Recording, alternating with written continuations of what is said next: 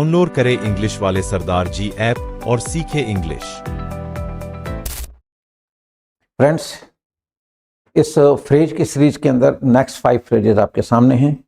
तो let us move to, है ना, कि इनको समझें और इनको कैसे यूज करना है। देखिए कितना अच्छा फ्रेज है, पॉलिटिकल बुलडोजर। कहते हैं इंदिरा बहुत ही बहुत खतरनाक बुलडोजर थी, मतलब वो खतरनाक राजनीतिज्ञ थी। अब बहुत एक अच्छी राजनीतिज्ञ थी, तो उसको किस तरह से हम क्या शब्द यूज करें कि वाकई जो उसमें राजनीति थी, जिससे उसने जो अपनी एक छवि बनाई, वो वाकई दिखे कि हाँ वो वाकई बहुत अच्छी राजनीतिज्ञ थी। तो ऐसी जगह मैंने जैसे आपको कहा कि शब्द ढूंढने पड़ जाते हैं, और वहाँ पे हम लोग जो कहना चाहते हैं अगर वो प्रॉपर शब्द नहीं आया तो प्रॉपर भाव नहीं। ग्रेट मान लीजिए पॉलिटिशियन बोल दोगे, मज़ा नहीं आता है। तो उसकी जो राजनीति को दिखाने की थी, बहुत बोल्ड राजनीतिज्ञ थी। तो हमने इसमें क्या लिखा कि जैसे आप सेंटेंस बना रहे हैं कि Indira was a political bulldozer, ये कुछ नहीं, जहाँ उसकी राजनीति चलती थी सब साफ हो जाता था। तो ये it is a political bulldozer. तो किसी भी क्षेत्र के अंदर आप बुलडोजर यूज़ कर सकते हैं, ठीक है ना।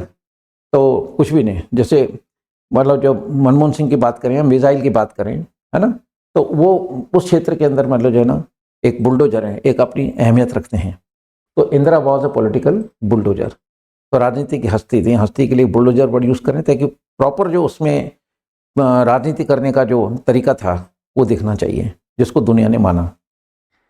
नेक्स्ट आता है रेज आईब्रोज। हम कहते हैं यार नाराज मत हो, है ना, डू नॉट गेट एंग्री या डू नॉट बी एंग्री। लेकिन एक फ्रेज होता है त्योरी चढ़ाना, हिंदी में भी बोलते हैं। तो अपन क्या बोलेंगे, do not raise your eyebrows, गुस्सा मत कर, ये त्योरी मत चढ़ा। Do not raise your eyebrows, कितना अच्छा सा फ्रेज है ये। तो जब कभी कोई गुस्सा कर रहा है तो सामने वाले को अपन कहेंगे, है ना, बी कूल, थोड़ा ठंड रहे, ठीक है ना, ठंडा रहे। Do not raise your eyebrows, कि अपनी आईब्रोज बेवजह मत चढ़ा, यानी कि गुस्सा मत कर। इसी को दूसरे रूप में कह सकते हैं कि गुस्सा करना, है ना, लूज कूलनेस। एक बार का आपने कहा कि भाई नाराज हो जाना, है ना, रेज आईब्रोज, क्या कि वो तो जैसे ही उसने मेरी बात सुनी ही रेज आईब्रोज, वो तो भड़क गया, उसने तोरियां चढ़ा ली, नहीं मेरे बारे में ऐसे कैसे कह दिया। तो सेंटेंस कैसे बनाना है, क्योंकि वर्ब है। तो he raise his eyebrows as soon as he came to know the matter, जैसे उसको बात मालूम पड़ी तो ही रेज हिज आईब्रोज, ठीक है। सामने वाले को कह रहे हो कि डू नॉट रेज आईब्रोज। इसको दूसरे शब्दों में लूज कूलनेस। देखिए स्पेलिंग है LOS की, मोस्ट ऑफ द पीपल इसे प्रोनाउंशिएट करते हैं लॉस, नहीं, वो LOSS होता है। इसका उच्चारण भी LOSE का उच्चारण भी लूज ही है। ये वर्ब है इस समय, राइट, ये वर्ब है।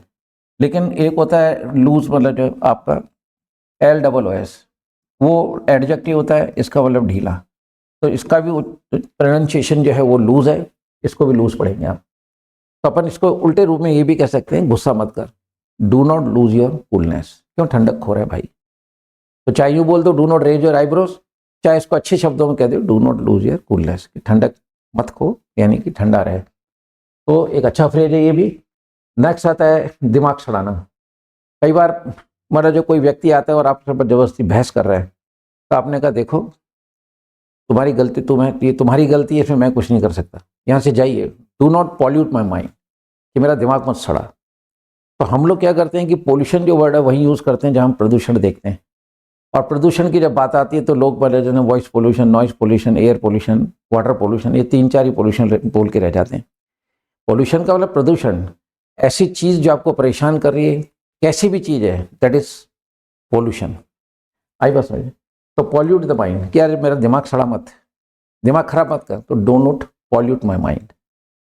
क्लियर। तो ऐसा सेंटेंस आप बोलेंगे, आप है ना, इसको आप 2-4 बार पढ़ेंगे तो ये जो माइंड में रह जाएगा। और इस तरह के सेंटेंस हमें रोज बोलने पड़ते ही हैं कि यार यू प्लीज, है ना, गो फ्रॉम यार, do not pollute my mind, कि दिमाग मत खराब करो मेरा।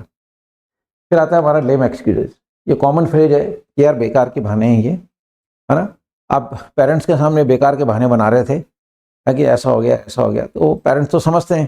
तो पेरेंट्स ने कहा कि, है ना, दीज आर लेम एक्सक्यूजेस, ये बेकार के बहाने हैं, ठीक है, सही बात बता दे, बात खत्म कर। तो ये थे फ्रेंड्स और फ्रेजेस 5 जो आपके सामने हैं। मेरा ये कहना है कि इन फ्रेजेस को आप, है ना, रोज सुने, और सुन के क्या करें कि इन पे एक सेंटेंस बनाएं, है ना, और अपने माइंड में रखें। किसी को भी कह दो कि मान लो जो है इंदिरा का याद करो कि इंदिरा जी बहुत पॉलिटिकल बुलडोजर, है ना, या आपने कह दिया रोज घर में ऐसे हो ही जाता है, तू में हो ही जाती है भाइयों से, बहन से, पेरेंट्स से, है कि नहीं, या कोई दोस्त से, मतलब जो है यार गुस्सा मत कर, do not raise your eyebrows, या don't lose your coolness, do not lose your coolness, और या दिमाग में सड़ा रोज बोलते हैं अपन। तो इनको माइंड में रखो आप, जब 2-4 बार इनको रोज देखोगे ना तो देखने से माइंड में रह जाएंगे, तो बोल भी पाओगे, राइट। लेम एक्सक्यूजेज, अरे बेकार के बहाने हैं यार, है ना, तो अपन बोलेंगे दीज आर लेम एक्सक्यूजेस। अगर एक बहाना है तो दिस इज लेम एक्सक्यूजेस, या बहाने मत कर, तो है ना, मतलब डू नॉट, है ना, मेक लेम एक्सक्यूजेस। तो फ्रेंड्स, ये थे आपके मतलब नए फ्रेजेस 5 आपके सामने। इनको आप सुने, अपने माइंड पे रखें, और at the time of speaking go on using this things. तो आप अलग से हट के भी दिखेंगे, and you will never feel handicapped while speaking if you have these all the cosmetic of, है ना, English language just to beautify it. With these words, I should say goodbye to all of you. Jai Hind.